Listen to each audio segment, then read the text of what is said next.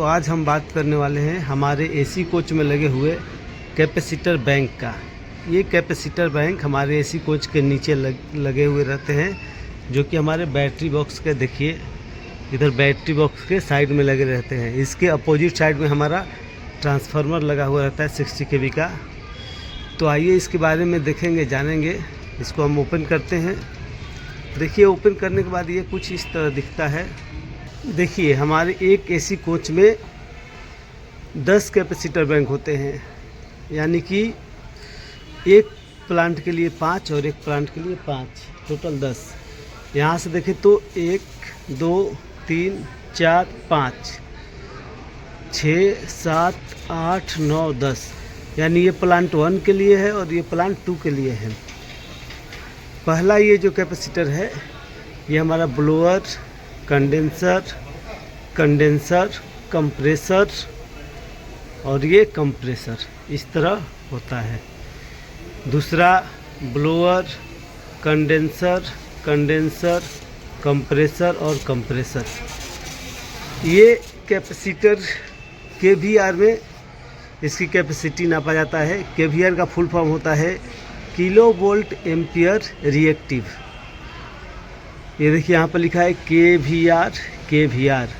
ये 10 कैपेसिटर का total capacity होता है 18 केवीआर। और ऐसे सिंगल बात करें तो ये पहला देखिए 1 केवीआर, दूसरा 1 केवीआर, तीसरा 1 केवीआर, और ये 2 कंप्रेसर का है तो ये 3 केवीआर और ये 3 केवीआर। 3 3 6 7 8 9, एक प्लांट के लिए 9 केवीआर और दूसरे प्लांट के लिए 9 केवीआर, यानी कि टोटल 18 केवीआर का होता है। अब ये कैसे सप्लाई इसमें आता है, तो इसमें सप्लाई हमारे वैगो में जो वायर लगे हुए रहते हैं पैनल के अंदर, वहाँ से एक सप्लाई ऊपर जाता है हमारे कंप्रेसर, कंडेंसर, ब्लोअर को, और वहीं से एक सप्लाई नीचे को आता है। कि हमारे कैपेसिटर में सप्लाई कैसे आता है, उससे पहले हम प्लांट को समझेंगे। देखिए हमारा प्लांट 1 है और ये प्लांट 2। ये पहला आपको पता है कि ये है ब्लोअर, कंप्रेसर, कंडेंसर। ये भी ब्लोअर, कंप्रेसर, कंडेंसर और कंडेंसर। तो ये क्या होता है, जब यहाँ से सप्लाई निकलता है तो हमारे सप्लाई निकलकर हमारा ये जो कॉन्टेक्टर है ये 26 नंबर, 28 नंबर, उसी तरह ये है 31 नंबर, 32, 34, 3, यहाँ से निकलने के बाद वो सप्लाई हमारे ये वैगो में आता है। इधर ये हमारा वैगो एसी वैगो है, आपको पता होगा, जो पैनल के दाहिने साइड में रहता है माइक्रो प्रोसेसर के बगल में। तो ये सप्लाई इधर आता है और यहाँ से देखिए इधर वायर लगे हुए हैं, ये 6 वायर लगे हुए हैं एक में। देखिए यहाँ से देखिए, ये दिखाता हूँ, ये देखिए ये 3 है और इसके पीछे भी 3 है। इसी तरह ये देखिए इसमें 3 है, यहाँ दिख रहा होगा आपको, ये देखिए 3 वायर इधर दिख रहा है और इसके जस्ट पीछे देखिए 3 वायर है। ये देखिए 3 वायर है, ये देखिए। तो ये आउटपुट में 3 वायर लगे हुए हैं, इनपुट में 3 वायर लगे हुए हैं, आउटपुट में 6 वायर लगा हुआ है इस साइड में, देखिए पूरा। तो जब कॉन्टेक्टर से हमारा सप्लाई निकलता है तो सप्लाई इधर आता है इस साइड, और ये सप्लाई पार होके इधर आता है। अब यहाँ से क्या होता है कि जैसे 2 सप्लाई है RYB और इधर भी RYB है, तो एक सप्लाई रूप में जाता है और ये एक सप्लाई निकल के ये हमारे कैपेसिटर का MCB लगा हुआ है। यहाँ पे देखिए ये MCB लगा है कैपेसिटर का, इधर ऊपर में भी लगा हुआ है, माइक्रो प्रोसेसर के ऊपर में लगे हुए रहते हैं। तो एक सप्लाई निकल के RYB ये कैपेसिटर में जाते, MCB में जाता है कैपेसिटर का, और ये MCB के थ्रू हमारे कैपेसिटर बैंक को जाता है। तो ये MCB जो हमारा, ये देखिए इसमें 3 एम्पियर लिखा है, यहाँ पर दिखता होगा आपको, देखिए 3 एम्पियर। और इधर बात करें तो इधर देखिए 6 एम्पियर और 6 एम्पियर। ये हमारा नया पैनल है, तो नए पैनल में ये नंबरिंग अलग है। 121 है, F121, F126, F127, F128, F129। तो ये जो पहला है ये हमारा ब्लोअर का है, ये दूसरा है ये कंडेंसर का है, ये तीसरा है ये हमारा कंडेंसर का है, ये चौथा है, ये कंप्रेसर का है, ये पांचवा कंप्रेसर का। जिस तरह कैपेसिटर बैंक में पहला कैपेसिटर ब्लोअर का रहता है, दूसरा कंडेंसर का, तीसरा कंडेंसर का, चौथा कंप्रेसर का, पांचवा कंप्रेसर का, उसी तरह ये एमसीबी में भी सेम दिया हुआ है। और ये पुराने जो हमारे कोच है उसमें एमसीबी में लिखा रहेगा K28C, K26C, यानी कि जैसे हमारे कॉन्टेक्टर का नंबर रहता है उसी तरह हमारे उसमें पुराने पैनल में लिखा रहता है उसका नंबरिंग, और लास्ट में C लिखा रहता है। अभी मैं आपको दिखा दूंगा। अब ये देखिए, ये हमारा पुराना कोच है, तो इसमें कैपेसिटर का नंबर देखिए, हमारा ये ब्लोअर का नंबर है, इस पे लिखा है K28C। ये दोनों ख़राब है, इसके लिए ये देखिए, ये हमारा कंप्रेसर का है 2.1 और 2.2। तो यहाँ पे कॉन्ट्रैक्टर का जो नंबर रहता है K28C, K29C, यानी कि पुराने कोचों में जो कैपेसिटर लगे हुए हैं उसके एमसीबी पे सेम नंबर जो कॉन्ट्रैक्टर का नंबर होता है वो लिखा था। ये देखिए ऊपर में दिया हुआ है K26C, इधर देखते हैं तो K32C, K33C।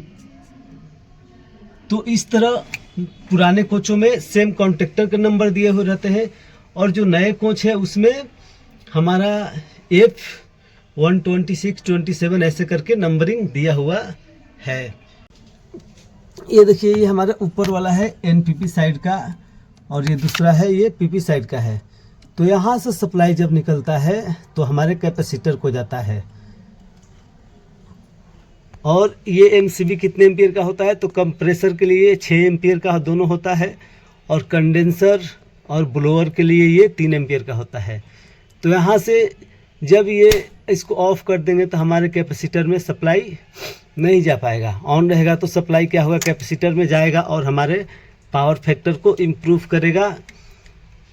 तो इस तरह ये हमारे कैपेसिटर में सप्लाई लगे हुए रहते हैं, कनेक्शन कैपेसिटर का। और अब देखिए, यहाँ से जैसे बात करेंगे, ये देखिए ब्लोअर का है 200, ये देखिए नंबरिंग है यहाँ पर दिखता होगा, ये देखिए 231, 232, 233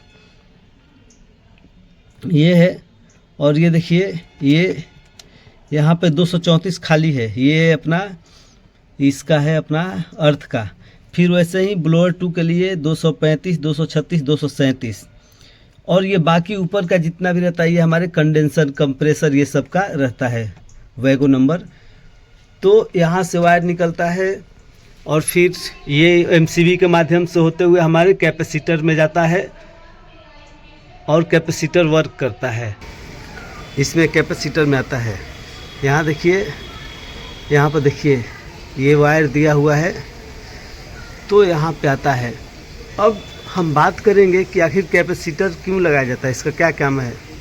तो इसका मुख्य रूप से काम ये है कि जो हमारे कोच में इंडक्टिव लोड है, यानी कि जो बेकार का लोड है जो बढ़ता है उसको ये कम करता है, यानी कि हमारे पावर फैक्टर को इम्प्रूव करता है। पावर फैक्टर वो चीज़ होता है, जैसे आपको सिंपल भाषा में बताएं हम, जैसे हमको सीधा जाना है और हम टेढ़ा होकर जाएंगे इधर उधर तो हमारा एनर्जी लॉस होगा। वैसे ही हमारा जो वेव है, करंट है, वो इधर उधर हो के ना जाए, इसके लिए ये लगाया जाता है। ये लगाने से क्या होता है, जब हमारा कैपेसिटर ऑन होता है तो हमारे कोच का लोड कम हो जाता है। जैसे कि मान लीजिए हमारा कंप्रेसर बिना कैपेसिटर का 8 एम्पियर ले रहा है, और जैसे हम कैपेसिटर ऑन करेंगे तो हमारा लोड 7 एम्पियर लेगा, कम हो जाएगा।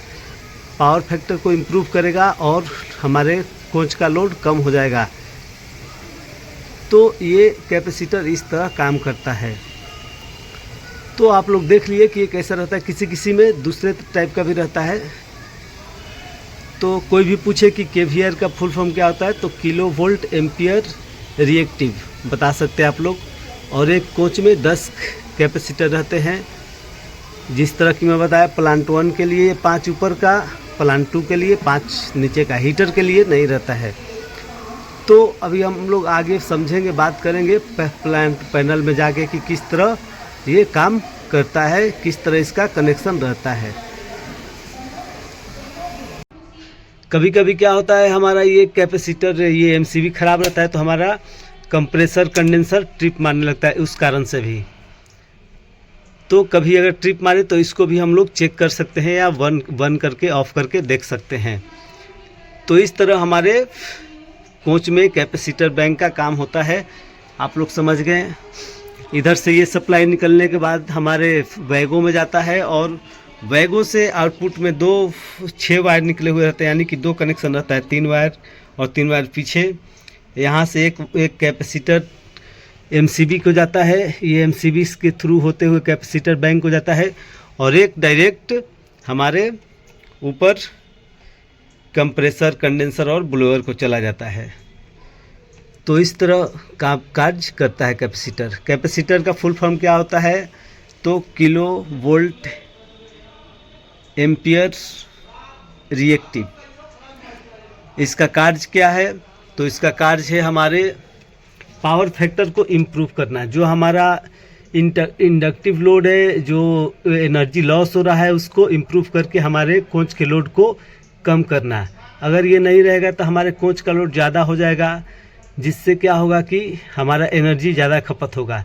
जैसे सपोज मान लीजिए हमारा डीजी चल रहा है और उस कंडीशन में हमारा कैपेसिटर बैंक बंद है, ये कैपेसिटर का एमसीबी बंद है, तो हमारा डीजी का लोड ज़्यादा जाएगा, जैसे कि 260, 70, 80, 300 तक जाता है, ज़्यादा मतलब कोच के ऊपर डिपेंड रहता है।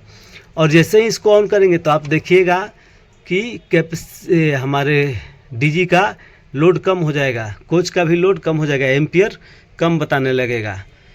तो इसका काम यही है। अगर कभी भी आप स्कॉटिंग के दौरान आपको कभी भी ये कैपेसिटर बैंक को ऑफ नहीं करना है, इसको ऑन रखना है ताकि लोड कम हो और सही से हमारा इक्विपमेंट काम करे। तो ये वीडियो कैसा लगा कमेंट करके बताइएगा। मिलते हैं फिर अगले वीडियो में, तब तक के लिए जय हिंद।